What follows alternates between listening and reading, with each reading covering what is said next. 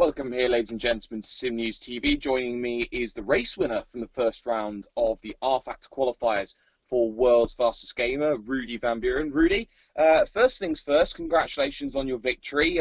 6 seconds, I believe it was, at the end of the race, and plain sailing after lap 1. It always looks easy on the outside.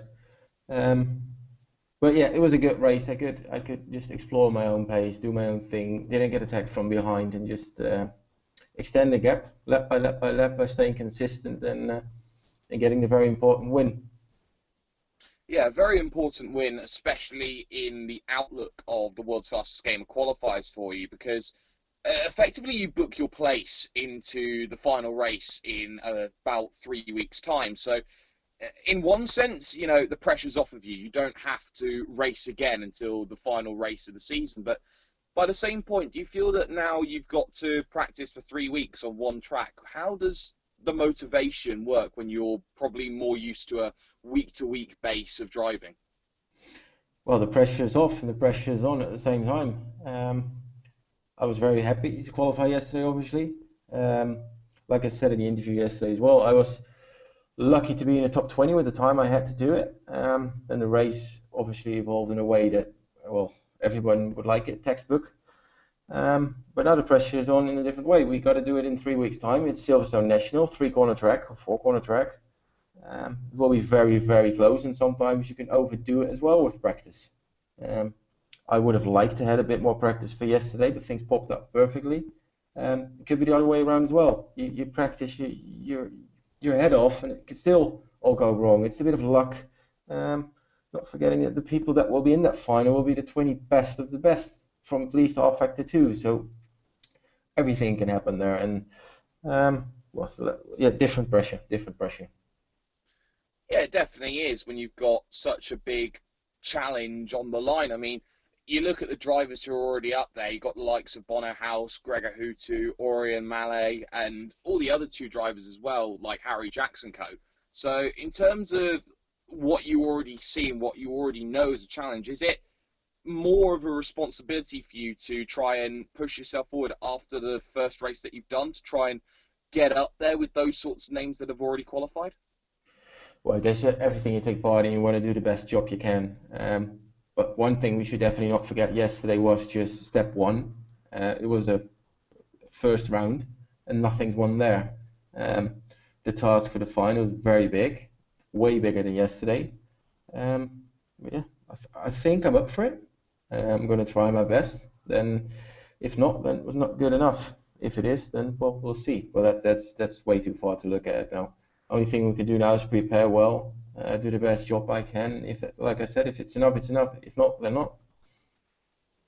Exactly, and one of the difficulties actually coming into this tournament was the fact that the 650 was brand new, I think about 2 weeks before everything started. So everyone was on the same playing field and everyone's still trying to work out an advantage from pillar to post. So in terms of trying to adapt to a brand new vehicle, how difficult was it for yourself to be in the same boat as everyone else? In fact, that you are starting from scratch, that you are trying to get around a brand new vehicle, which for the most part, most people were looking to try and exploit and were finding upwards of half a second in the process of the qualifying week alone. Yeah, well, I was happy that the car was released that late. I knew I was tight on time in that period. Like I said yesterday, I switched jobs, so it was I just didn't have the time to really put everything in it to get it maximized to my own liking. That's also where I got to thank the VBM crew for helping me with it, because I really relied on them and just dialed the setup to my personal likings in the final bits. But it's the same for everyone. Everybody was in the same boat, and we're all sim racers. We all hop from server to server, from car to car. We can all adapt. Everybody can be within a second of his best time within a few laps, and I know I'm one of the guys that can do it, being quick in just a few laps. But at the end, it doesn't matter. Even if I did 50 and someone else did 1,000, if the guy with 1,000 win, the guy with 1,000 wins. So we'll see. Different ball game. Certainly is a different ball game, and looking at it from the race perspective, you were unchallenged from the start of the race to the end. Nobody managed to make a move on you, especially Niederkem Wisniewski, who was just behind you for the Feed Ragnar team, I believe he drives for at the moment. So, in terms of driving at the front, you've been unchallenged. Do you feel that if you do ever get into a side-by-side battle around the circuit of Silverstone, I believe it's national that you'll be driving in the finals, do you feel that, because you haven't had that ability of knowing how to dice it with other drivers, you've only been hot lap and effectively hot lapping at the front, do you feel that maybe it's a little bit more difficult to practice your close quarters combat? No, no, we've got teammates for that, and we run behind each other in pre-testing for the race. We know what to expect for all races. No worries there. No worries there. So my next question actually comes down to your history in sim racing, because you're coming up on being a 10-year veteran in the world of sim racing. You've been all over, you've done this and that, and you're still in your mid-20s as well, which is probably the surprising thing about sim racing in general. So in terms of your experience factor with everything that has gone on in your sim racing career, do you feel that, that gives you more of an advantage against some of the other drivers who are maybe a little bit more up and coming and have only really emerged at the fold in the last 2 or 3 years? Yeah, I think you always have the young guns who are super fast out of the box, where you actually think, how the hell are they doing it? We've got a few running at the GPVWC as well, where you actually think, well, let's keep it polite. Do they get that pace? The age doesn't really matter. Of course, if you're 12 or 13 or 14, you can hot lap, but race experience isn't there. But all of those guys, if they're 18 or 25 or even 30, if you got it, you got it.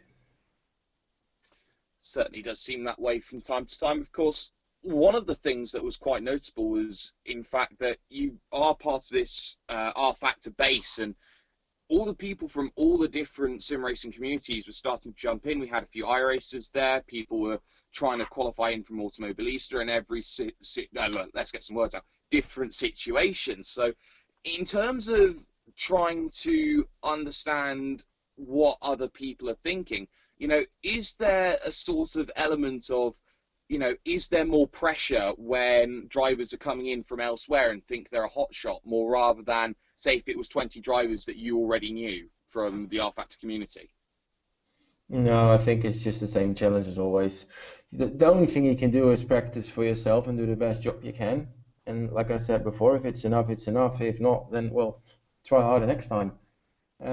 I think I've got a pretty decent idea what the maximum is pace-wise from the cars, although I got to admit that it surprised myself at Silverstone, because at the first running I did there, it was like 57.6, and I thought, well, I think it's enough to qualify, and we all know what we ended with, even running 56s on the server prior to qualifying. So I think it's actually a good thing. It puts more effort in it in some way.